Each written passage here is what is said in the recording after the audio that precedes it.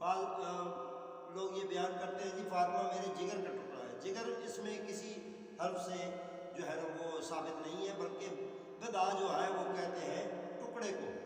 تو حضور علیہ الصلوۃ والسلام کا جو ان کی ذات پاک کے لیے تعظیم و تکریم کرتا ہے، جو کل کے لیے آپ استعمال کرتے ہیں الفاظ یا جو تعظیم کے لیے بولتے ہیں، وہی حکم جو ہے خاتون جنت کے لیے بھی ہے. وہ اس لیے کہ خاتون جنت حضور علیہ السلام کا ٹکڑا ہے، تو جو جس کل کے ساتھ جڑا ہوتا ہے اس کے جز کے لیے بھی احکامات وہی ہیں.